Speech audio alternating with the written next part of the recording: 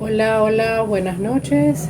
Tengan todas las personas que nos van a acompañar en esta hora donde estaremos conversando un ratico, mi compañera Ámbar y yo, sobre autismo, enfermedad o condición. Entonces, bueno, voy a esperar que Ámbar ingrese por acá para dar inicio a nuestra conversación. Acá está, Ámbar.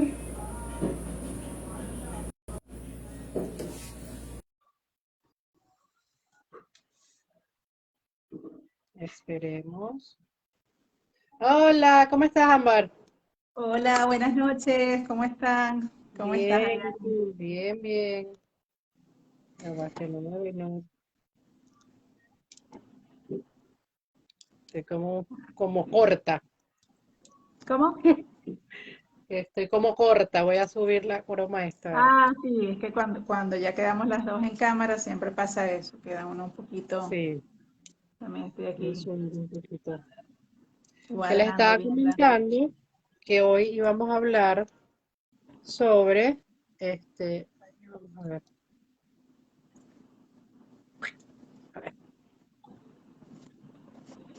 Bueno, ahí ingresando llamadas, ya va.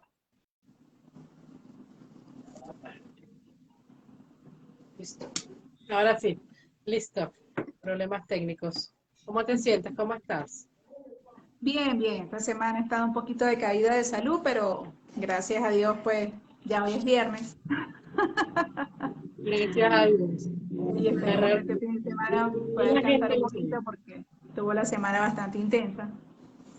Y entonces, pues sí, eso siempre alcanza a agotar un poco. Buenas noches, señora Hilda, como siempre presente.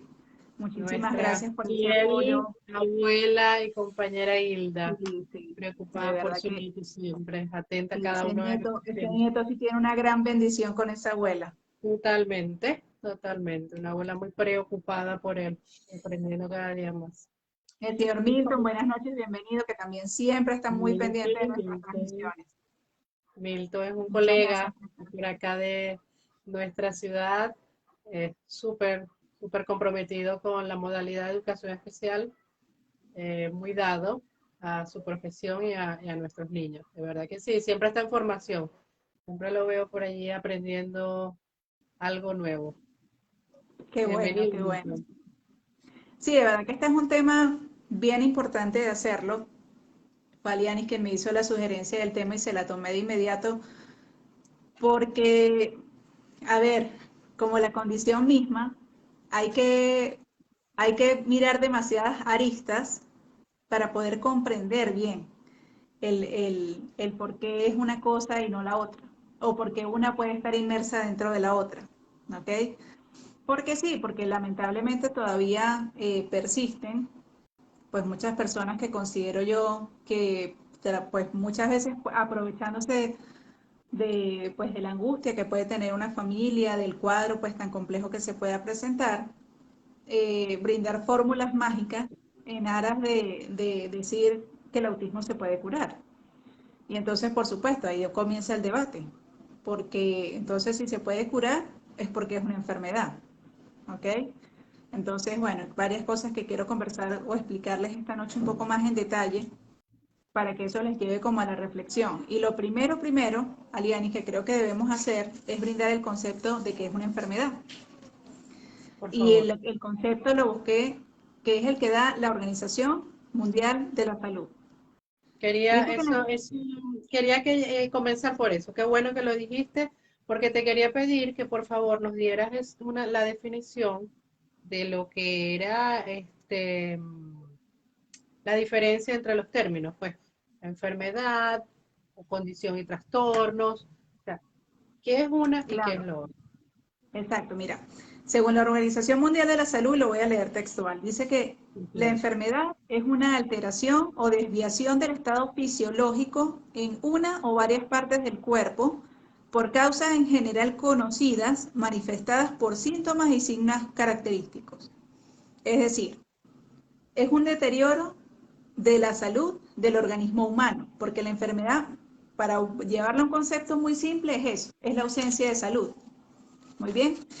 Entonces, y como bien vemos y en todas las definiciones que yo conseguí, siempre está muy tácito el tema fisiológico, es decir, que alguna parte de nuestro cuerpo no esté funcionando apropiadamente.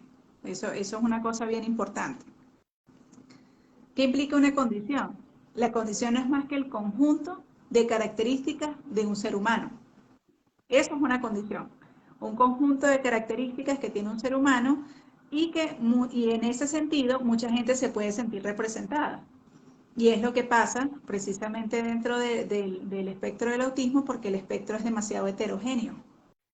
Muy bien. Entonces, evidentemente el término condición sí es un término donde mucha gente se puede sentir identificada. Entonces, eso por una parte. Términos médicos que obviamente escuchamos mucho. Enfermedad, patología, trastorno, condición. Muy bien, esos son los términos dentro de todo lo que es el área de la salud que pueden contemplar cualquier alteración de la salud, valga la redundancia, ¿no? Pero entonces el término es eso, o sea, eh, ¿qué es entonces el autismo? O sea, en cuál de esas cuatro categorías que yo acabo de nombrar se puede marcar a la persona? Y el tema y lo complejo es que esos temas, esos términos pueden coexistir. ¿Por qué?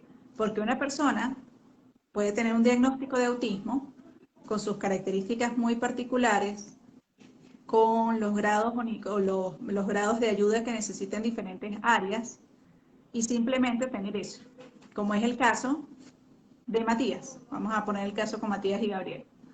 Muy bien. Él tiene una condición, o sea, tiene una serie de características que obviamente pues lo enmarcan a él dentro pues de una población que se llama autismo, que son sus características y sus sintomatologías. ¿Qué pasa con Gabriel? Gabriel tiene una condición que se llama autismo, pero tiene un trastorno que se llama déficit de atención con hiperactividad. ¿Ya? Entonces fíjense cómo en cada caso eso puede ser muy particular.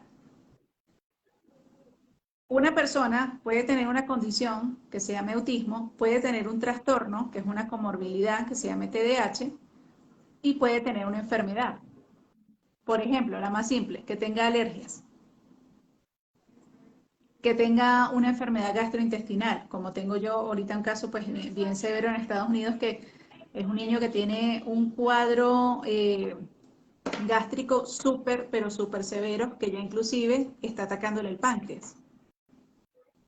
Entonces, obviamente, es un cuadro mucho más complejo, porque esta persona sí se está viendo alterada su fisiología, en cuanto que ya está trayendo problemas en las funciones urinarias, en las funciones gástricas, y ahora está comprometido el páncreas, y tiene autismo. Muy bien. Y el otro término, que es la discapacidad.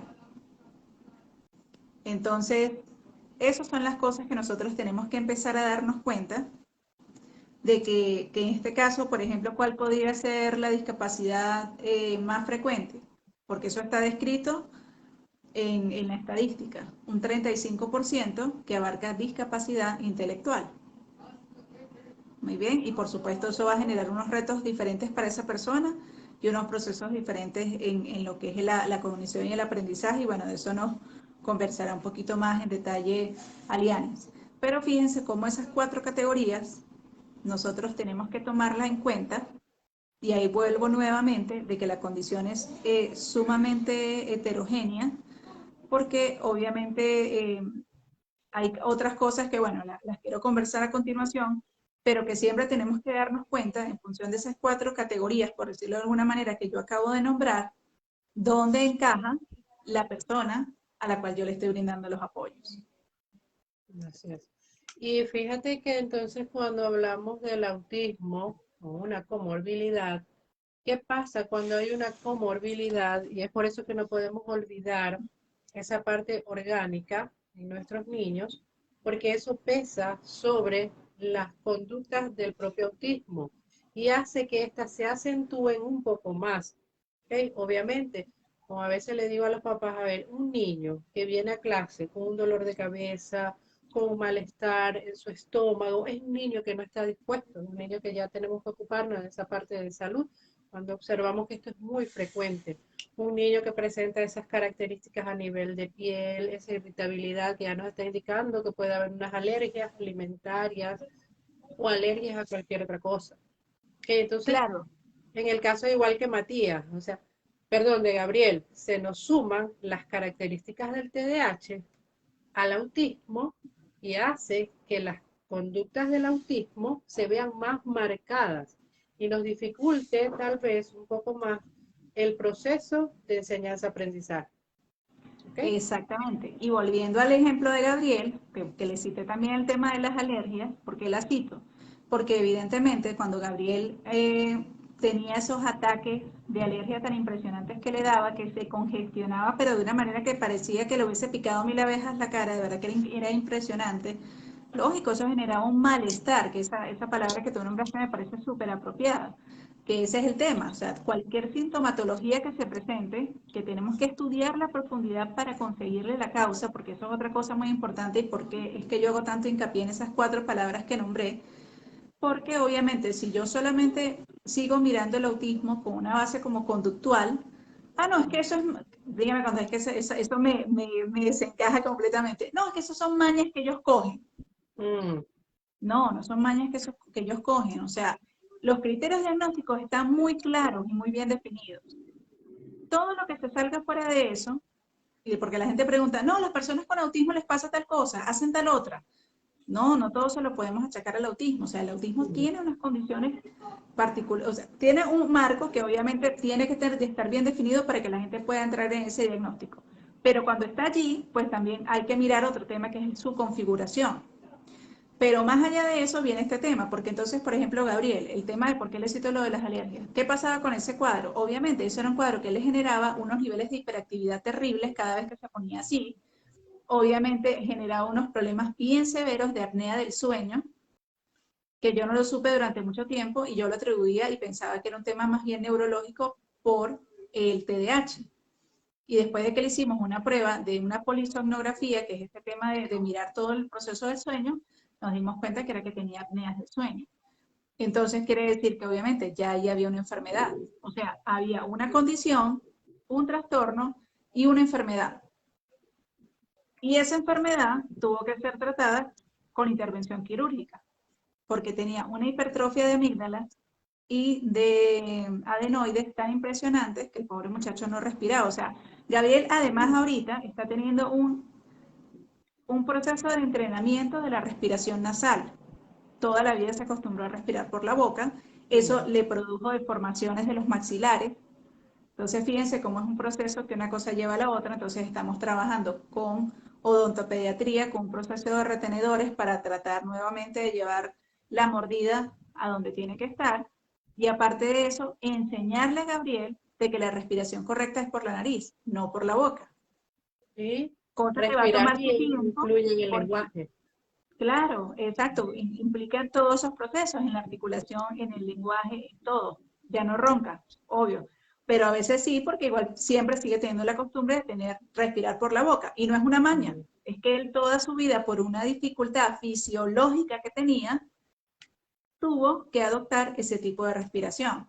¿Ven? Que porque yo digo que la palabra maña me pone así con la uña afuera. Entonces ese es el tema. Entonces Gabriel tiene que volver a aprender que la respiración adecuada es por la nariz. Quién sabe cuánto tiempo nos va a tomar ese proceso, pero Claro. en eso estamos. Entonces fíjense que nuevamente ya solucionamos el problema a través de las intervenciones quirúrgicas, pero ahora nos queda un tema de reentrenar una conducta que él la desarrolló producto de, ¿ok? Pero porque yo haya trabajado en la enfermedad y el trastorno, se le haya hecho pues todo un trabajo a todo nivel y esté medicado, por eso él no pierde su condición de autismo, ¿ya? O sea, igual las características que lo enmarcan dentro de la condición, con todos los avances que él tenga en todas las diferentes áreas. ¿A qué me refiero yo con avances?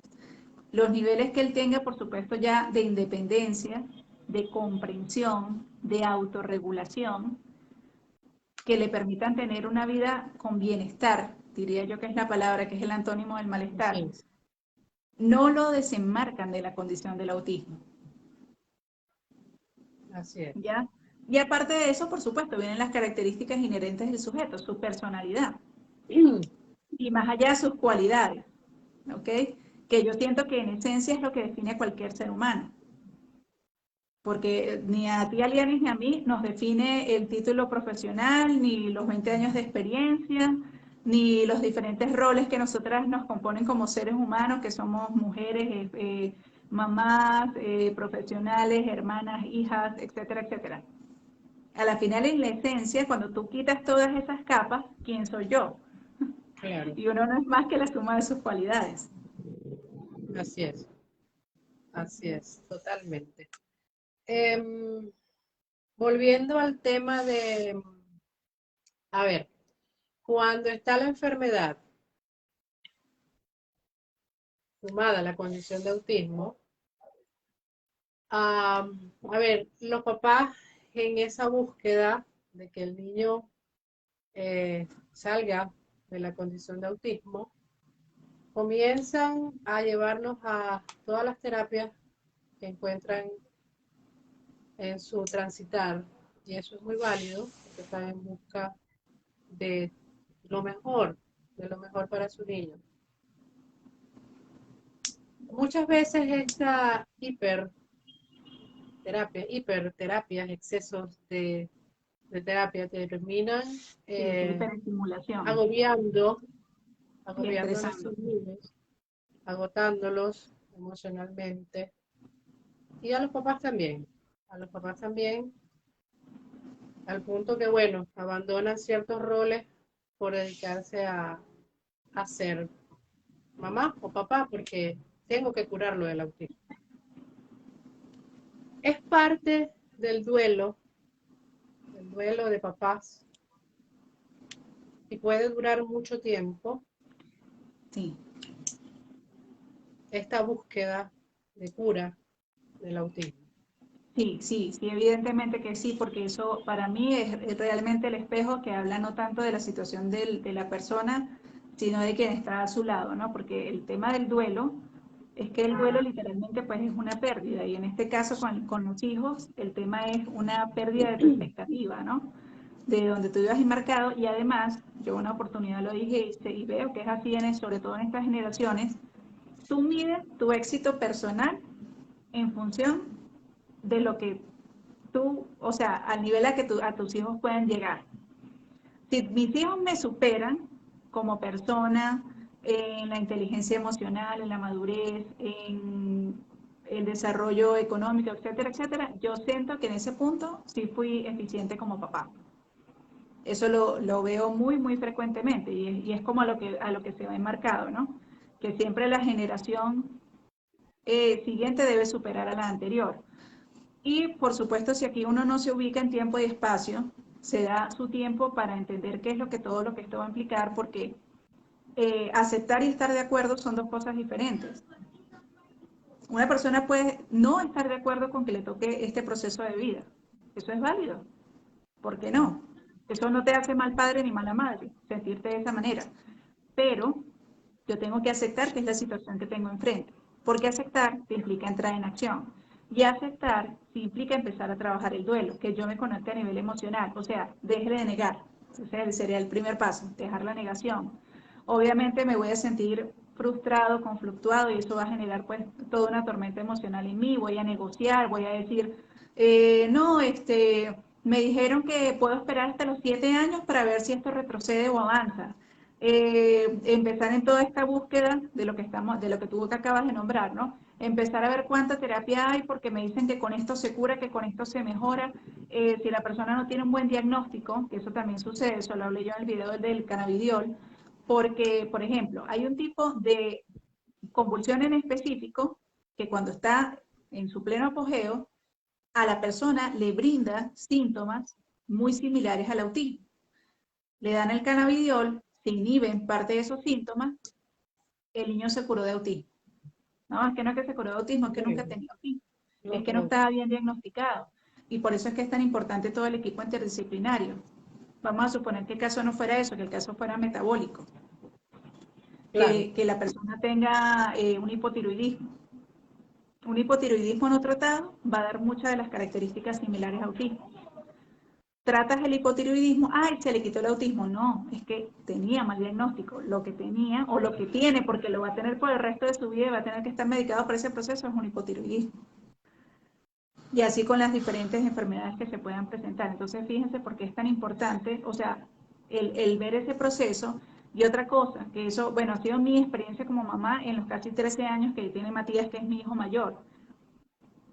Aquí esto es como subir, bajar, estancarse, estar, retroceder, avanzar, porque todo va en función también de la etapa que tú vives. Yo lo que he sentido de cuando vamos a clasificar eso, la infancia, los infantes son de 0 a 5 años. Los niños van de 5 a 10 años. La adolescencia va a partir de los 11 años. Y a partir de los 18, pues tenemos un adulto. ¿Ok? Entonces, cada etapa en la que yo he ingresado, yo me he dado cuenta que esto es un volver a empezar. Claro. Y no es que estoy hablando de que Matías esté perdiendo habilidades básicas, pero hay una serie de compromisos enfrente para los cuales él se tiene que preparar y yo me tengo que preparar y que yo tengo que aceptar y que yo tengo que enfrentar miedos y que yo me tengo que preguntar si en ese momento, cuando empiezo a forzar la situación, que es donde yo me doy cuenta que puedo estar fallando, cuando no dejo que él sea mi guía, que vayamos a su ritmo y a sus necesidades, sino que me enfrasco en que es que él ya debería hacer, es que él tiene el suficiente potencial, es que él tiene las habilidades. Yo siempre le he dicho, cada vez que yo he visto que ellos tienen una capacidad de hacer algo, yo procuro de ahí en adelante ser el facilitador del proceso, ya no brindar un apoyo completo, ¿ok? A menos de que vea que, bueno, por algún motivo se presenta la dificultad nuevamente y ahí otra vez tengo que estar presente, o sea, lo tengo claro, ¿ya? De que esto no es lineal. Mira, me pasó en estos días con un examen. Llegó Matías con un examen de matemáticas, el examen era de raíces y potenciación. Todos los procedimientos bien, los resultados mal. Y él llegó muy frustrado y muy incómodo con el examen. Cuando yo reviso, claro, él tenía que ponerse a hacer las multiplicaciones para conseguir la raíz. Y entonces, él sabe perfectamente las tablas, te las puedes preguntar al derecho, al revés, como sea. Se le olvidó multiplicar. Se le olvidó el procedimiento, pero por completo. O sea, una cosa que, pero ven acá, mira, vamos a multiplicar 11 por 11. Hazme esa multiplicación. Y Alianes no había forma ni manera, completamente bloqueado. ¿Qué me voy a poner? ¿Cómo se te va a olvidar multiplicar? Si esto estás en sexto grado, si tú todo eso lo haces todo el tiempo, si tú lo haces perfecto, por eso fue que te equivocaste en el examen. O sea, esa retroalimentación y ponerme yo las manos en la cabeza y pensar, Dios mío, ¿qué pasó? Se le olvidó multiplicar. Eso me ha pasado en muchas etapas y muchos momentos. Procesos que creo que están consolidados, me quedo tranquila yo, los dejamos de practicar y pasa eso. Me ha pasado con él y me ha pasado con Gabriel. ¿Qué le dije ese día? Porque él ya estaba, que no podía de la angustia. Le dije, mira, relájate, ya, cierra ese cuaderno y olvídate de eso. Ponte a ver televisión, ponte a jugar con los legos, ponte a hacer tus manualidades. Hoy no vamos a hacer tareas. Pero mamá, ¿qué tal? Olvídate de eso, tranquilo. Mañana vemos a qué hora nos ponemos en eso. Y así lo hicimos. Después vine el otro día, me senté con él, solamente dos multiplicaciones, le expliqué. Recuerda, mira, este se multiplica acá, este para acá, este para acá, después suma. Todavía le costó como 2 días hasta que cogió el ritmo. ¿Ya? Ayer estuve en el colegio muy contenta porque el desempeño, yo me quedé me quedé asombrada porque aquí la máxima calificación es 5 y la profesora, la jefe de grupo, te cita 2 semanas antes de los boletines para ver si algo va mal para recuperar. Me dijo, Matías lleva todas las notas sobre 4.2. La nota más baja es 3.8, que es matemática. Y entonces todavía yo me fui y hablé con el profesor de matemática. Entonces me dice, pero es que él no está reportado, doña Amber. Tal vez usted no entiende la clasificación, pero eso no es que perdió la materia. O sea, eso es una buena nota. Yo, no, profesor, perfecto. Es que a mí no me interesa la nota de Matías. Me interesa saber en este punto, que ya son conceptos más complejos, dónde tengo yo información para estudiar yo y poder practicar con Matías.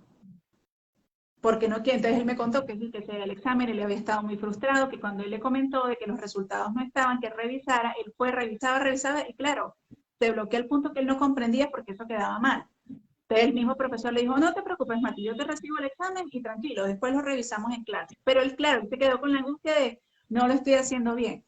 Entonces ahí vuelvo al mismo tema, ¿ves? O sea, el tema es ¿qué es lo que yo como mamá, porque la expectativa siempre va a estar ahí latente? Por más de que yo me la trabaje, por más de aquello que yo les digo a ustedes siempre de que aprendamos a vivir de un día a la vez y dejémonos sorprender, el tema es que la expectativa como ser humano siempre va a estar latente, porque eso es muy inherente a nosotros. Uno como ser humano siempre quiere más, siempre espera más, y sobre todo cuando ve progreso, que Claro, veo que avanza, que avanza, que avanza, me puedo hacer la ilusión, puedo tener la utopía y la fantasía de que yo lo voy a sacar del diagnóstico. Él es completamente funcional, es lo que tiene son detallitos. Sí, pero eso que yo empiezo a minimizar, a llamar detallitos, sería lo que dentro de la neurotipia equivale a empezar a invalidar emocionalmente a una persona. Ay, pero tú sí eres exagerada, o sea, pero ¿por qué te vas a poner así? Si lo que te falta es sarna para que te rasque. Tú tienes todo para ser feliz. Y la persona se siente peor, o sea, como que, ¿para qué hablé? ¿Para qué me desahogué? Entonces, exactamente igual, o sea, que no nos podemos poner a subestimar las cosas porque subestimarlas me hace sentirme mejor, que he hecho una excelente labor y de que ya es normal. Normal, esa es una palabra tan relativa, es una palabra tan subestimada. así es. Entonces, yo siempre siento que nosotros como adultos, desde el adulto, siempre también tenemos que estarnos revisando dónde está nuestro proceso con respecto a mi hijo, Claro, como es persona muy individual que importante, soy. sí, eso que tú que acabas de hablar de las expectativas, bueno, como papá y como seres humanos todos tenemos expectativas, ¿no? Pero debemos tener mucho cuidado que esas expectativas no atropellen o pasen por encima de las necesidades de nuestros niños, sí, y dejar de considerar lo que realmente es prioridad para él, ¿ok? Eh, es bien conocido que cuando nuestros niños comienzan a recibir la estimulación temprana, la intervención especializada para el autismo en edades tempranas, nuestros niños comienzan a ganar muchísimas habilidades, muchas habilidades. Logramos quizás extinguir ciertos comportamientos que a nivel de interacción interferían mucho en sus desenvolvimientos, adquirieron repertorios o habilidades mínimas como permanecer sentado para hacer sus actividades, comer sentadito, nos tomó 2 años, pero lo logramos, ¿ok? Todo tiene un tiempo. Nosotros como especialistas jerarquizamos esos procesos o esos objetivos que nuestros niños deben alcanzar. ¿Ok? Y también tener siempre presente que en el autismo pueden existir detenciones del desarrollo, así como hay saltos, pueden haber detenciones de ciertas habilidades. Entonces, tener eso siempre muy presente.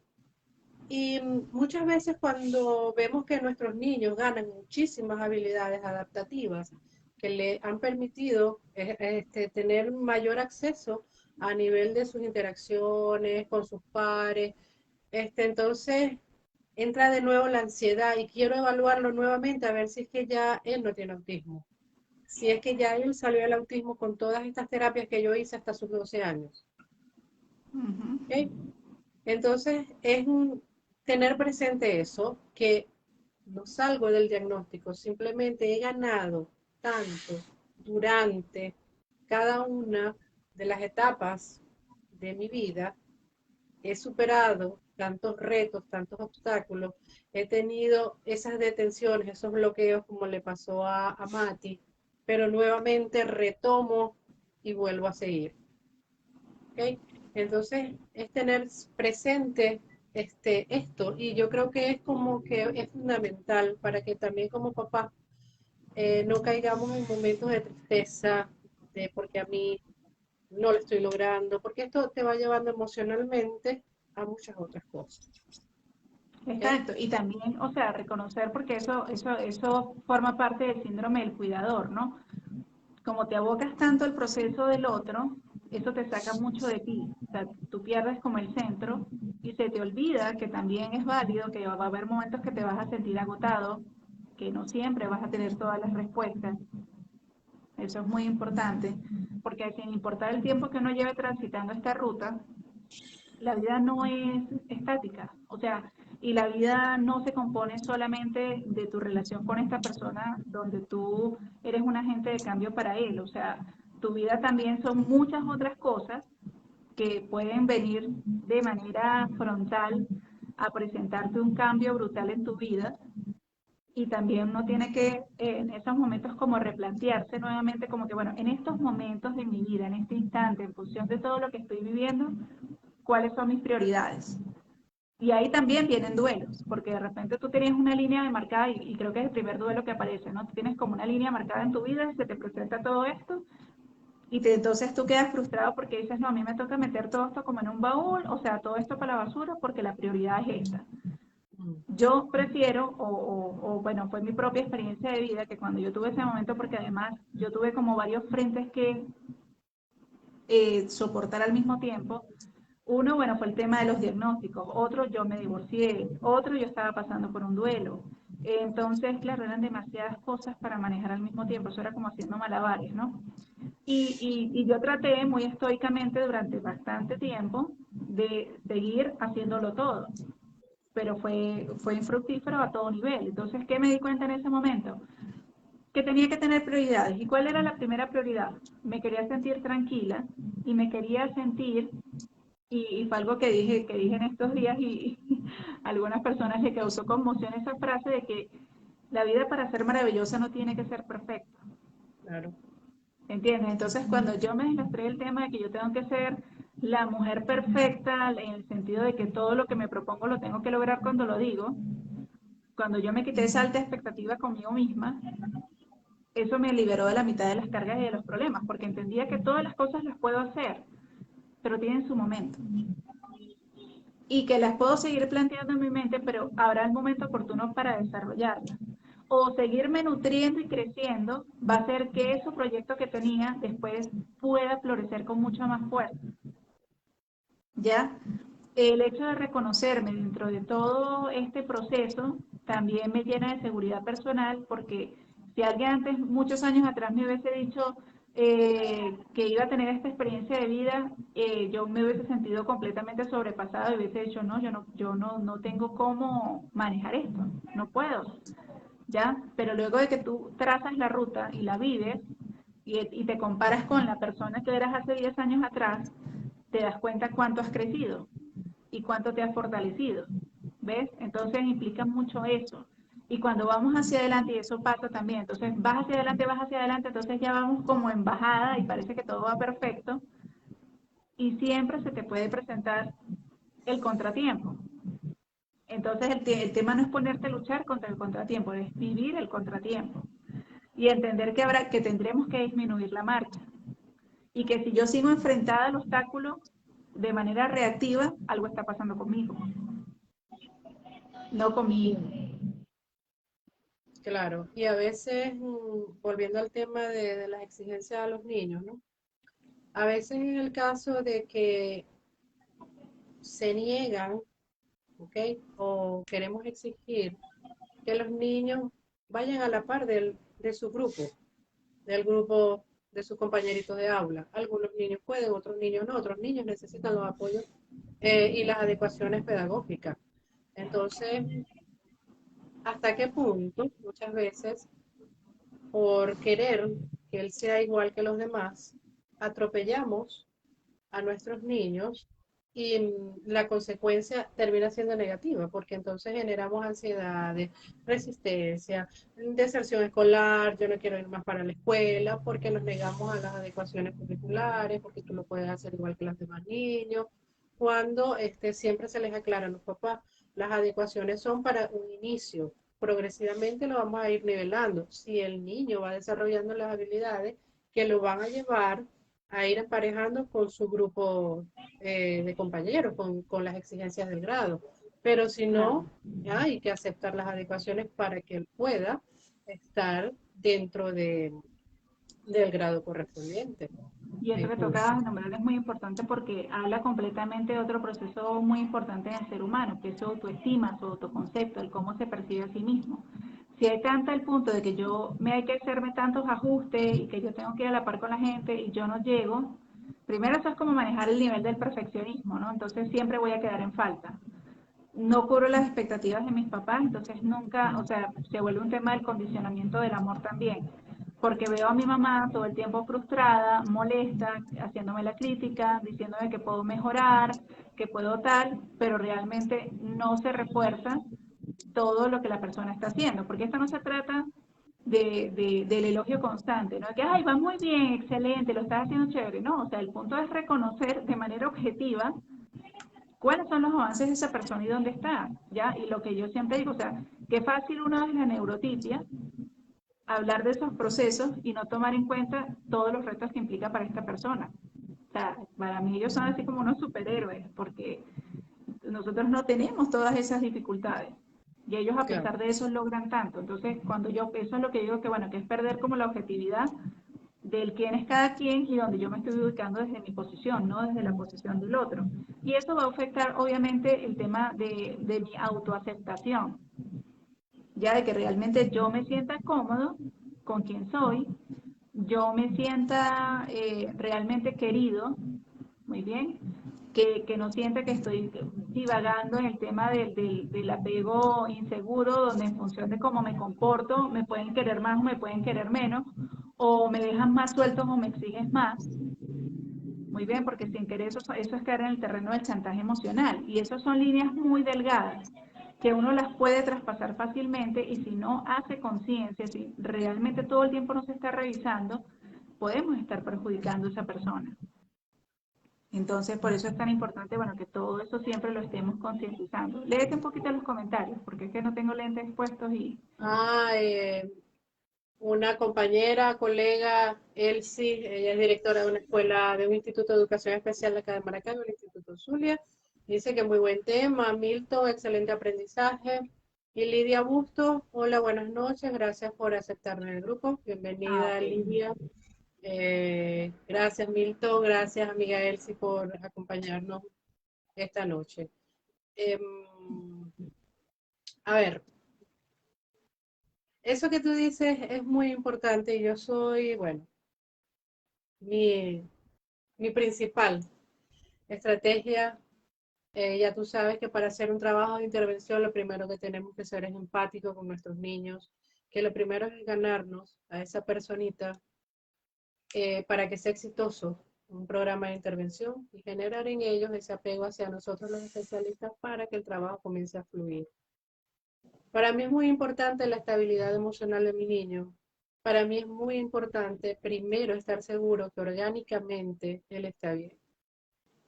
Quienes estamos en el área de autismo, quienes trabajamos con niños con autismo, sabemos que esto tiene una base clínica también y que por lo tanto debemos día a día estudiar, debemos formarnos, investigarnos, no invadir terrenos de nadie, de ningún especialista, pero sí que por lo menos cuando ese chiquito llegue, según lo que nosotros observemos, podemos hacer las Podamos orientar. revisiones necesarias, las remisiones, Ujú. buscando el bienestar, bienestar en salud de nuestros niños, que orgánicamente él esté bien y dispuesto para un proceso de aprendizaje.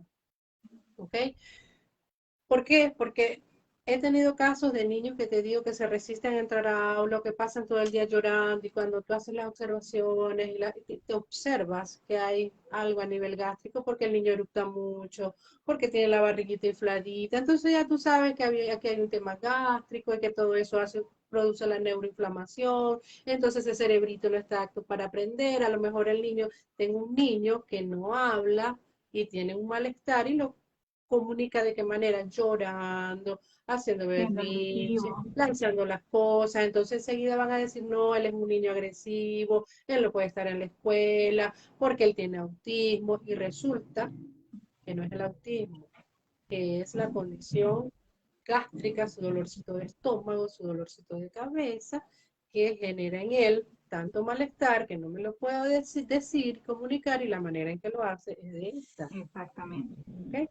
Y Entonces, también hay que tener mucho cuidado con el tema de las semánticas con respecto a todo esto, porque hay términos que obviamente utilizamos pues dentro del área de la salud, pero que también tienen que tener como que su justa medida y lugar y no utilizarse así arbitrariamente, como es la palabra precisamente trastorno, patología, enfermedad. O sea, cada una enmarcada dentro de lo que expliqué al principio, porque por supuesto eso genera una connotación negativa, genera estigma, genera prejuicio.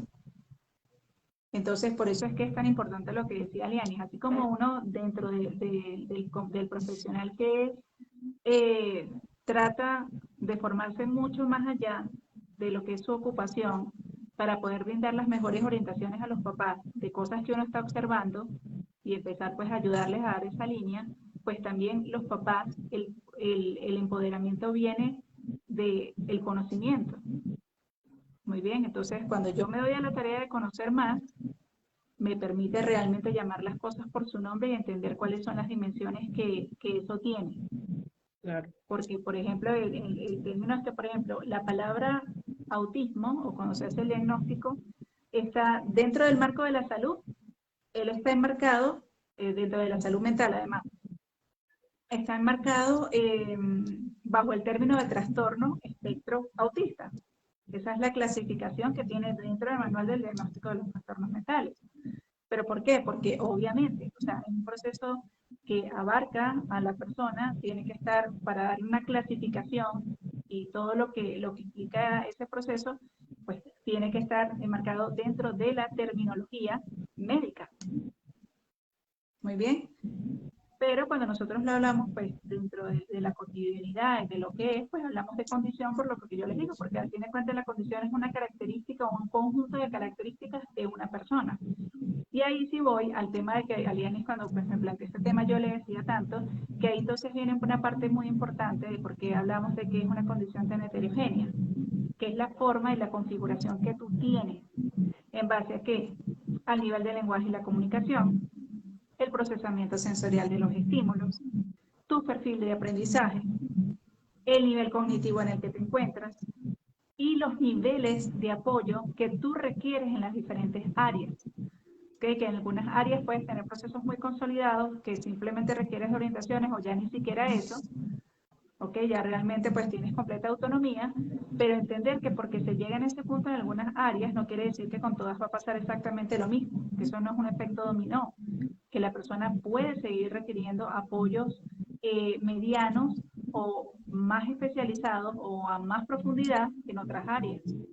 ¿Ya? Y el tema no es que yo te tengo que equilibrar, a ti no te puede quedar, volviendo al tema de Matías y Gabriel, fíjense, esas excelentes calificaciones que yo quedé así como que aterrada, pero fíjense que Matías, a pesar de la edad que tiene, todavía está bastante inmaduro el proceso de las funciones ejecutivas, que te lo comentaba yo el otro día, que él todavía no tiene como esa conciencia de que, bueno, llegué y tengo que revisar qué tareas tengo para mañana, que si no soy yo la que, Mati, claro que por ciertas sugerencias que me hizo Liane, pues empezamos a trabajar de otra manera y bueno, ya le está avanzando en eso. Pero si yo no le decía, Mati, ¿qué cosas tienes para mañana? Y si a mí se me ocurría hacer esa pregunta a las 7 de la noche. O sea, eso enseguida genera que unos niveles de estrés importantes. Entonces, fíjense que, y el tema no es que yo le hago las tareas, porque no, eso no es lo que pasa, pero él necesita organizarse, hacer ese punto de que entender. Entonces, esto no lo empezamos a trabajar. Yo le digo a él los domingos siempre, mira, yo le compré un calendario. Yo necesito que los domingos tú tienes que agarrar a revisar todos tus cuadernos y aquí por fecha tú me vas a escribir qué fecha tienes de entrega para un trabajo, qué día tienes examen, qué día tienes tal. Eso está puesto en su cuarto. Entonces él va día por día ahora y cuando llega al colegio, mamá, mañana tengo tal cosa, pasado tengo que entregar tales materiales. Entonces ya está haciendo conciencia de que esa es la forma en la que tenemos que ir trabajando, que si hay un trabajo muy grande, pues se empieza a hacer con tiempo, etcétera, etcétera. Pero entonces fíjense, o sea, una cosa no va de la mano de la otra. Una cosa es que él puede ir muy bien en aula y otra cosa es toda la organización, planificación y ejecución que eso implica. Y que todo esto lo lleva a poder alcanzar las metas. O sea, si él no logra organizar, planificar, inhibir ciertas cosas, o sea, para él va a ser difícil poder independizarse, como todos nosotros queremos, en sus hábitos, para hacer sus actividades, para su cotidianidad. Y a veces obviamos o ni siquiera tenemos presente lo importante que son las funciones ejecutivas en nuestros niños. Y es increíble, Ámbar, estos meses, la pospandemia, cuántos niños han llegado a atención con déficit de funciones ejecutivas, con inmadurez cognitiva, niños con inmadurez motora, porque son niños que han estado pegados a la tecnología, a los aparatos, niños que ya tú no ves que exploran, niños que juegan, o sea, están centrados en la tecnología. Y eso resta y eso aísla mucho a nuestros niños. Entonces es increíble, de verdad que sí, el aumento que ha habido en evaluaciones por temas como estos. Y Claro, entonces y ahí eso va es a donde, tomar como, donde tú como dices, su tiempo. o viene y dice, sí, pero ¿por qué es tan pila para otras cosas? Y cuando le digo que ya va. Entonces hacerles entender qué son estos déficits en las funciones ejecutivas, cómo Y cuáles son repercuten. los intereses restringidos, que es otra cosa diferente. Y otra cosa, porque son tres cosas, o sea, uno son las funciones ejecutivas, otra cosa son los intereses restringidos, y otra cosa son las cosas que ellos puedan tener capacidades innatas. Así es, Son tres procesos diferentes. totalmente. Entonces es increíble, ¿no? Y entonces viene esa palabra que tú dijiste, es que mañoso, ¿qué fue lo que tú dijiste? Es que agarra Y que cada esas son cosa. mañas, que cogen Son mañas. niños que agarra porque él lo puede hacer. Lo que es que no le da la gana de hacerlo. Y tú no sabes todo lo que le cuesta ese proceso a él.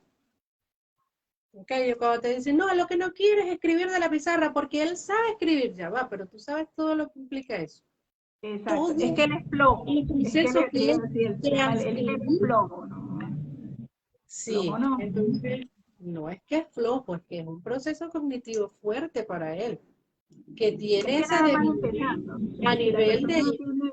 no tiene el nivel de comprensión de que para qué Así, implica hacer algo, ya eso se lo pone muy cuesta arriba. ujú, así Empezando es, por ahí nada más por ese detallito. Entonces así la es. cosa es mucho más allá. Y obviamente, si yo no comprendo algo, eso es como que tú vayas caminando en la calle y de repente alguien te coge de un brazo y te quiere hacer pasar la calle. Tú te vas a resistir a eso porque tú no estás entendiendo por qué esa persona de manera imprevista te está agarrando así sea para cobrar el premio de la lotería, pero o sea, si a ti la situación tú no la comprendes, no ves qué es lo que está pasando, tú Claro, siempre, tu instinto natural te va a llevar a defenderte de la situación porque tú no sabes si te está claro, poniendo en peligro.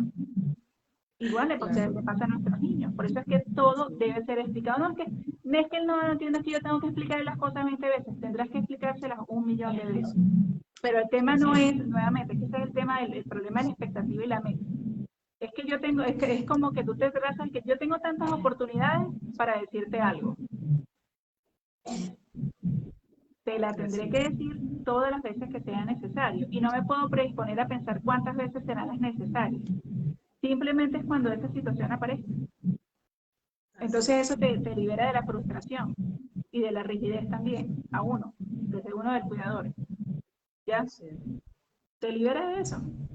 Simplemente, porque ya estoy claro de que es que no es que es la enésima vez que te lo voy a decir, es que en este momento, en esta situación, en el momento que va tu progreso, tú requieres de ese apoyo.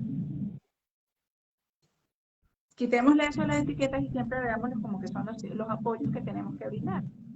Así es. Entonces Los eso hace diferente la situación, te la hace más llevadera. apoyos, sí, de verdad que sí, los apoyos son demasiado importantes en todos los niños, no solamente con la condición de autismo, niños sin condición, niños que, bueno, tienen una interferencia en sus aprendizajes, llámese dificultad de aprendizaje. Es increíble como por desconocimiento se le exige y el niño llora y te dice, es que no puedes, y se aprieta la cabeza y te dice, es que no puedo, ¿ok? Porque, bueno, pero ¿por qué tal cosa? Es lo que te digo, ¿por qué tal cosa sí lo puedes hacer y esto no? Y el niño se frustra, el niño llora y Y el esa niño es ya otra se... cosa, exacto, que dentro de ese proceso también el entender que ellos tienen tiempos diferentes que uno, ¿no? Por ejemplo, yo ya estaba entrenada con respecto a eso con Mati y pues me ha sido fácil con Gabriel, que es el tema de que él está leyendo. Entonces, todas las mañanas, cuando él va a esperar el transporte, ese es el momento que nosotros practicamos la lectura porque no se renuente en hacer eso. O sea, ya él lo volvió parte de su rutina, que sabes que Qué bajamos la lindo, casilla y nos sentamos a qué esperar a lindo. Don Carlos. Y entonces yo le doy su tiempo, porque ya hay cosas que él tiene muy consolidadas en la lectura, pero entonces a veces se traba y uno normalmente de una vez le dice que, o en esa sílaba. No, tal, o ¿cómo no te lo vas a saber? Yo lo que hago es contar mentalmente. Empiezo a contar. Entonces por ejemplo, era bu, de du, yo muda, porque yo voy avanzando así con el lápiz, pero donde yo veo la dificultad, ahí dejo parado el lápiz. Para que él se dé cuenta, y eso lo hacía con Mandy también, que no lo había hecho correctamente. Pero para no generar distracciones en función de que, no, así no se dice, está mal Claro. dicho, no sé qué. Entonces yo simplemente paro el lápiz.